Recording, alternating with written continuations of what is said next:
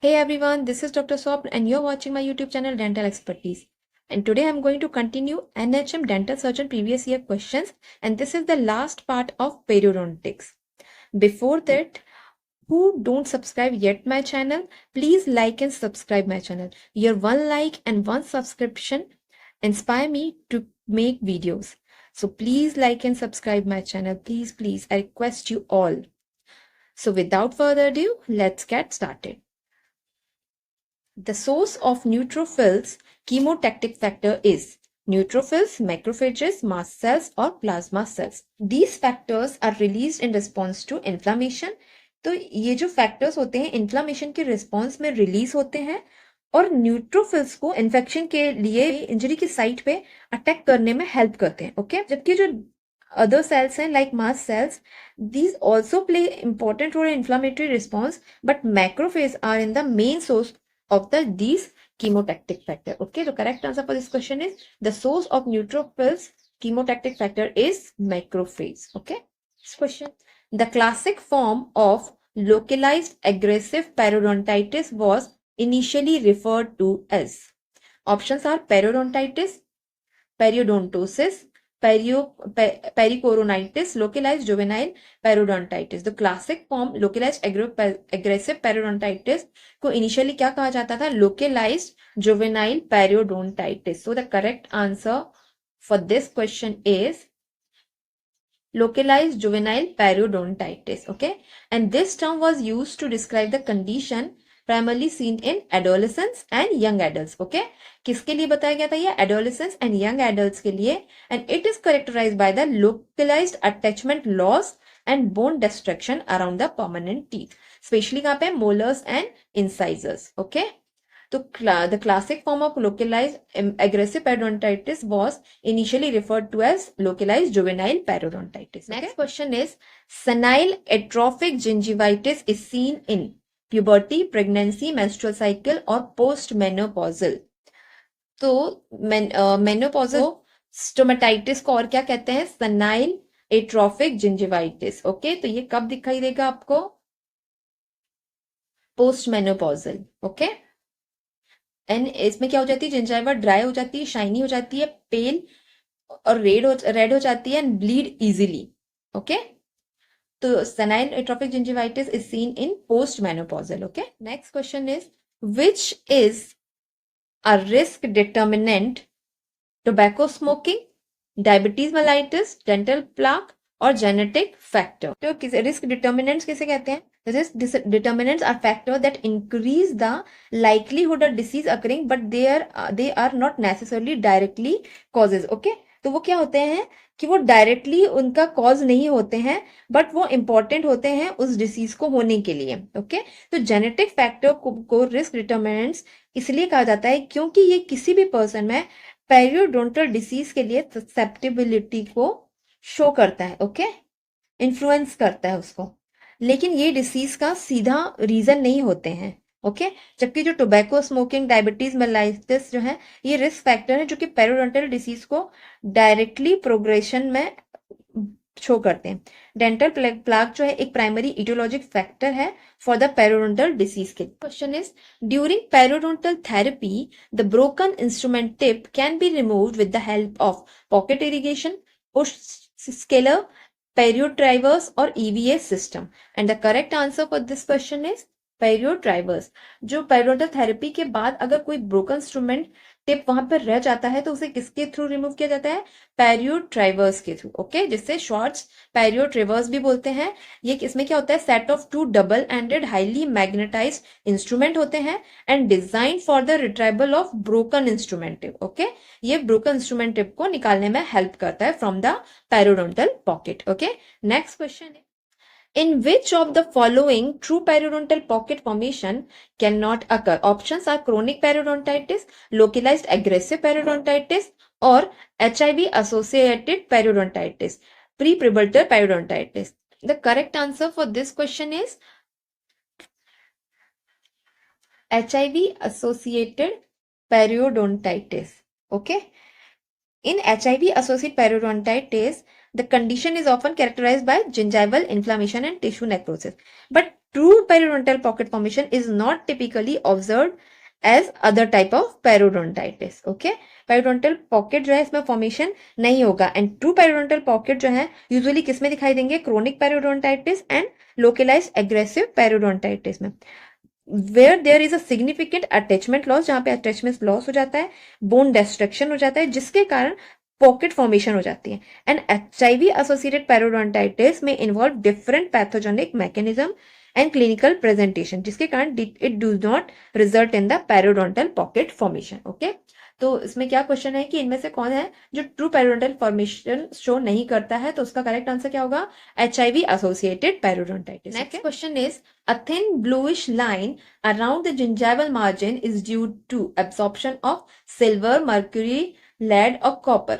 तो metallic pigmentation जो है वो किसके कारण हो जाता है? हैवी मेटल्स के कारण हो जाता है, like bismuth, arsenic, mercury, lead और सिल्वर. इनके कारण मेटेलिक पिगमेंटेशन हो जाता है. ये एब्जॉर्ब हो जाते हैं फ्रॉम द थेरेपेटिक यूज और ऑक्यूपेशनली और हाउस होल्ड एनवायरमेंट के कारण. ओके, और ये डिस्कलर कर देते हैं जिंजाइवा को and other area of oral mucosa में. ओके, तो ये जो मेटल प्रोड्यूस करते हैं, कुछ मेटल्स जो है ब्लैक, कुछ ब्लूइश लाइन जिंजाइवा में प्रोड्यूस करते हैं. जैसे कि जो लेड है उसके कारण क्या होता है? ब्लूइश रेड और डीप ब्लू लीनियर पिगमेंटेशन हो जाता है जिंजाइवल मार्जिन में, जिसे बर्टोनियन लाइन भी कहते हैं. Okay, and exposure to silver a violet line accompanied by a diffuse bluish gray discoloration in throughout the oral mucosa. Okay, तो अभी पूछा गया है थिन ब्लूइश लाइन जो है around the gingival margin. So the correct answer for this question is lead. Okay, next question is brushing method advised for patient with gingival recession is Phone's method, Bass method, Stillman method और modified Bass method. And the correct answer for this question is Stillman method. तो Stillman method में क्या होता है? occlusal stroke जो है add किया जाता है मूवमेंट में. It is used after every vibratory movement. Okay, तो for the cleaning area with the progressing gingival recession, root exposure to minimize abrasive tissue destruction. Okay, तो उसमें क्या होता है कि ब्रशिंग मेथड जो है gingival recession के लिए आपको याद रखना कौन सी मेथड यूज करेंगे? Stillman method. Okay, the ideal surgical technique for the treatment of inadequate width of attached gingiva. Option से modified Widman flap, apically displaced flap, regular Widman flap और laterally displaced flap. And the correct answer for this question is apically displaced flap. Okay, या जिसे कह सकते हैं एपाइकली position flap. Okay, तो ये कहाँ यूज की जाती है? जहां पे इनएडिक्वेट जो है विड्थ होगी अटैच्ड जिंजाइवा की. ओके, एंड कहाँ पे यूज होगा? टू एलिमिनेट पेरिडोंटल पॉकेट में भी यूज करेंगे. और ये सारे मैंने आपको इंडिकेशन, कॉन्ट्रा इंडिकेशन शो किए हुए हैं कि ये कहाँ यूज होगा और ये फ्लैप और कहाँ नहीं होगा, तो ये आपको याद रखना है. ओके, तो ideal surgical technique for the treatment of इनएडिक्वेट width of attached gingiva क्या होगी? एपाइकली डिस्प्लेस्ड फ्लैप, या जिसे कह सकते हैं apically positioned flap. Okay, next, in pathogenesis of periodontal pocket formation, the junctional epithelium detach from the tooth surface when the relative volume of polymorphonuclear leukocyte goes above 60%. Okay, correct answer क्या होगा for this question is 60%. When the relative volume of polymorphonuclear leukocyte reaches approximately 60% or more of the junctional epithelium, the tissue loses cohesiveness and detach from the tooth surface. Okay, 60% से ज्यादा हो जाएगा तो फिर ये detach हो जाएगा tooth surface से. Okay, next, punched out lesion at the tip of the interdental papillae is characteristic of acute hepatic gingivostomatitis, acute necrotizing ulcerative gingivitis, pericoronitis और erosive lichen planus. Okay, तो punched out lesion जो होगा tip पे of the interdental papilla, ये किसका characteristic feature होगा? Correct answer क्या होगा इसके लिए? Acute necrotizing ulcerative gingivitis. Okay, ये कैरेक्टरिस्टिक लीजन होगा और इसमें क्या होगा? Punched out crater like lesions of the crests at the interdental papilla, जो कि एक्सटेंड करेगा to the marginal gingiva and rarely होगा in the attached gingiva. Okay, तो इसमें क्या होगा? ब्लीडिंग जिंजाइवल टिश्यू हो जाएंगे, पेनफुल कंडीशन हो जाएगी. ओके, तो ये सभी एनग में दिखाई देगा। ओके, तो याद रखना है आपको, पंच्ड आउट क्रेटर लाइक जो लीजन्स होगा वो किसमें शो करेगा, acute necrotizing ulcerative gingivitis. Okay, organism that have the ability to form intracellular appetite crystals। किस ऑर्गेनिज्म में इंट्रासेलुलर एपेटाइट क्रिस्टल फॉर्म करने की एबिलिटी होती है? Options are bacterionema, veillonella species, actinomycetemcomitans, prevotella, intermedia, streptococcus. And the correct answer for this question is A, bacterionema and veillonella species. तो क्या होता है कि mineralization of plaque starts extracellularly around the both gram positive organism and gram negative organism। पर जो filamentous organism है, diphthyrioids and bacterionema and veillonella species have the ability to form the intracellular appetite crystals, okay, and calculus formation spread until the matrix and bacteria are calcified। okay, calculus formation कब तक spread होता रहेगा? जब तक कि matrix and bacteria are calcified। okay, so the correct answer for this question is Bacterionema and Veillonella species। these organisms have the ability to form the intracellular appetite crystal। okay, question is aberrant frenal attachment that is clinically significant is gingival type, mucosal type, papillary type और papillary penetrating type। तो जो aberrant Fresnel attachment है वो classified कैसे होता है?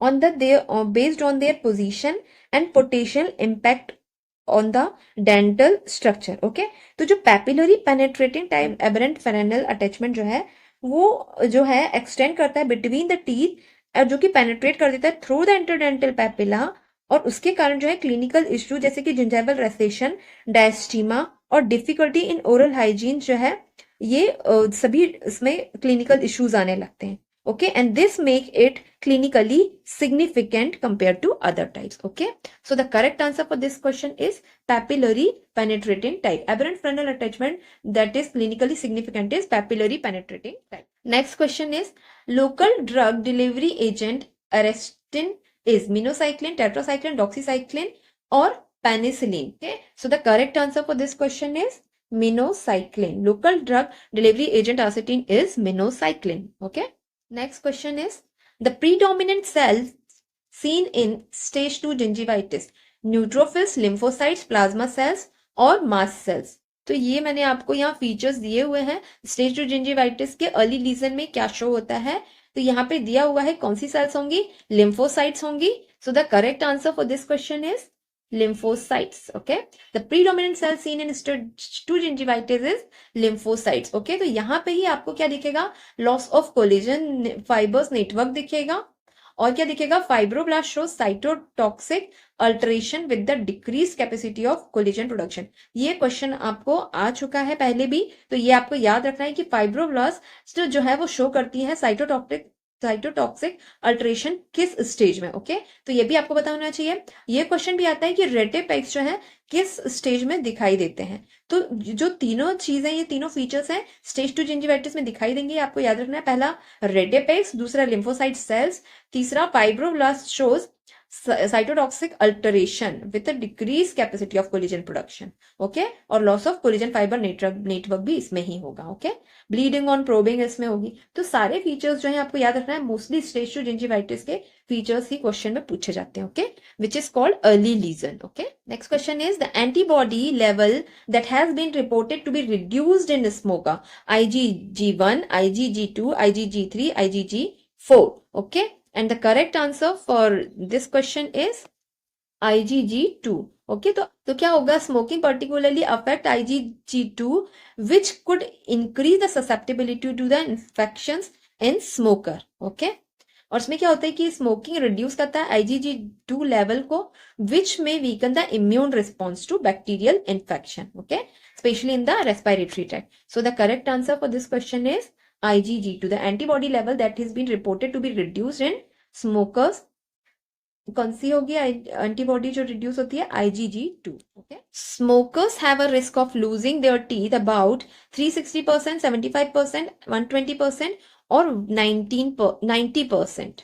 And the correct answer for this question is 360%। तो study क्या शो करती है कि smoker have significant higher risk of tooth loss compare to non smoker. तो दिस इंक्रीज रिस्क एस्टिमेटेड कितनी होती है 360%।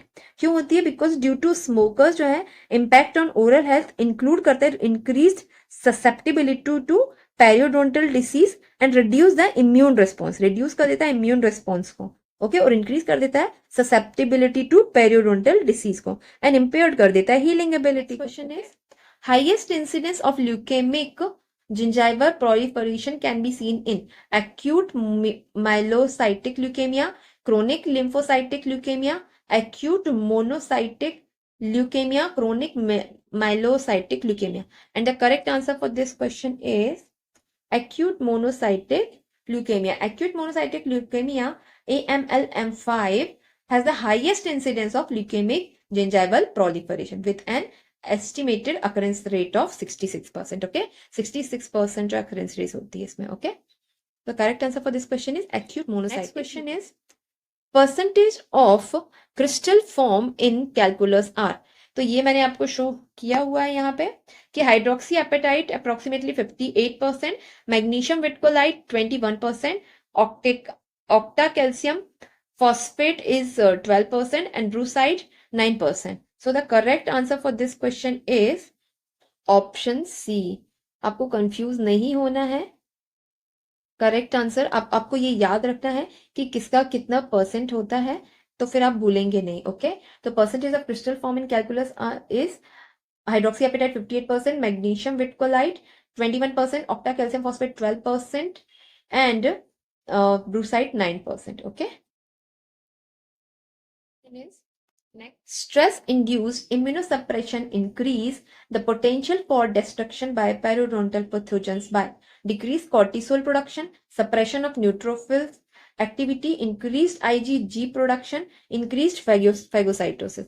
तो ये मैंने आपको शो किया हुआ है कि क्या होता है, स्ट्रेस इंड्यूस करता है इम्यूनोसप्रेशन और इंक्रीज कर देता है potential of destruction by periodontal pathogens. तो उसमें क्या होता है, कॉर्टिसोल प्रोडक्शन जो है वो इंक्रीज हो जाता है from the adrenal cortex, okay, and stimulate कर देता है increase the release of ACTH from the pituitary gland. तो इसमें क्या होता है, इंक्रीज कॉर्टिसोल जो है सप्रेस कर देता है इम्यून रिस्पॉन्स को.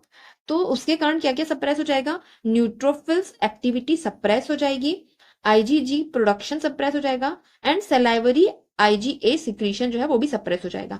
बिकॉज क्यों हो रहा है सब सप्रेस, क्योंकि इंक्रीज हो रहा है कॉर्टिसोल्स, ओके, जो कि सप्रेस कर दे रहा है इम्यून रिस्पॉन्स को. Okay, so the correct answer for this question is suppression of. तो इसमें करेक्ट क्या होगा, सिर्फ एक ही चीज में करेक्ट दी हुई है, सप्रेशन ऑफ न्यूट्रोफिल एक्टिविटी, क्योंकि उसमें तो कॉर्टिसोल प्रोडक्शन जो है वो इंक्रीज हो रहा है, ओके, बट इसमें डिक्रीज दिखा है. एंड IgG प्रोडक्शन का भी क्या हो रहा है, सप्रेशन हो रहा है. ओके, तो ये आपको याद रखना है कि जब स्ट्रेस इंड्यूस्ड होगा तो जो कॉर्टिसोल प्रोडक्शन है वो भी बढ़ जाएगा और सप्रेशन हो जाएगा न्यूट्रोफिल्स एक्टिविटी का और IgG प्रोडक्शन का. Next question is in which stage of gingival inflammation junctional epithelium develop rete pegs. तो ये अभी मैंने आपको थोड़ी देर पहले बताया था कि क्या क्या चीजें स्टेज 2 जिंजिवाइटिस जिसे कि अर्ली लीजन भी कहते हैं, क्या क्या चीजें शो होंगी. तो सबसे पहले तो रेटिपेक्स दिखाई देंगे उसमें स्टेज 2 जिंजिवाइटिस में, अर्ली लीजन में करेंगे, लिम्फोसाइट सेल शो करेंगी, है ना, ये सभी फीचर्स आपको दिखाई देंगे. आप एक बार जाके फिर से चेक कर सकते हैं. ये यहाँ पे फिर से क्वेश्चन आया हुआ है, देख लीजिए. अर्ली लीजन में अभी रेटिपेक्स का मैंने बताया था आपको, ये है रेटिपेक्स जो शो हो रहे हैं स्टेज 2 जिंजिवाइटिस में. लिम्फोसाइट सेल जो है वो दिख रही है और फाइब्रोब्लास्ट जो है वो शो करी है साइटोटॉक्सिक अल्टरेशन. ओके, तो रेटिपेक्स का आंसर भी मिल गया. और नेक्स्ट क्या है, फाइब्रोब्लास्ट है, उसमें फाइब्रोब्लास्ट भी किसमें दिखाई देंगी आपको, साइटोटॉक्सिक अल्टरेशन स्टेज 2 जिंजिवाइटिस में. Okay, a systemic disease which produce isolated patches of discoloration that vary from bluish black to brown. Albright syndrome, Peutz-Jeghers syndrome, Addison's disease और von Reckling-Hoshen's disease. तो endogenous oral pigmentation caused by किससे होते हैं, melanin, bilirubin और iron के कारण. Okay, तो melanin जो है वो oral pigmentation can be normal physiologic pigmentation and so often found in highly pigmentic ethnic groups. तो देखिए एडिशंस डिसीज में भी आपको सो होता है पिगमेंटेशन. तो उसमें क्या होता है, ये कैसे देंगे, ब्लूइश ब्राउन टाइप. ओके, क्या दिखेगा, ब्लूइश ब्राउन टाइप। और प्यूट्स जैगर सिंड्रोम में भी पिगमेंटेशन दिखेगा, इसमें मेलानिन पिगमेंटेशन जो है बहुत ज्यादा हो जाता है, और ये कितना हो जाता है कि वो ओरल म्यूकोसा एंड लिप्स पे बहुत ज्यादा ब्लैक और ब्राउन टाइप का दिखाई देगा। ओके, ऑलब्राइट सिंड्रोम में क्या होता है, ये Albright syndrome and von Recklinghausen's disease produce area of oral melanin pigmentation. तो एडिशंस में कौन से देंगे, ब्लूइश ब्लैक। तो करेक्ट आंसर क्या होगा, इसमें अभी पूछा गया है a systemic disease which produce isolated patches of discoloration that vary from bluish black. Okay, तो यहाँ पे करेक्ट आंसर क्या होगा, Addison's disease. Okay, next question. Soggy puffiness of gingiva which pits on pressure is seen in acute gingivitis, necrotic ulcerative gingivitis, chronic gingivitis, drug induced gingival enlargement. Okay, तो correct answer क्या होगा for this question is acute gingivitis में क्या होगा, puffiness and softening of the gingiva होगी, and chronic gingivitis में क्या होगा, soggy puffiness that pits on pressure on firm and leathery consistency. Okay, तो अभी अपन को यही पूछा गया कि soggy puffiness and pits किस में दिखाई देंगे on pressure, chronic gingivitis में. So the correct answer for this question is chronic gingivitis. Okay, next, most commonest form of gingival enlargement is drug induced enlargement associated with systemic disease, neoplastic, inflammatory, and the correct answer for this question is inflammatory. Okay, तो most commonest form कौन सा होगा gingival enlargement का, inflammatory, जिसमें कि acute और chronic दोनों type के इन्फ्लामेशन होते हैं। Most common form of gingival enlargement is inflammatory. आज का वीडियो हम यही एंड करते हैं। अगर वीडियो पसंद आई हो तो please please please like and subscribe my channel. Your 1 like and 1 subscription keep motivate me. Thanks for watching.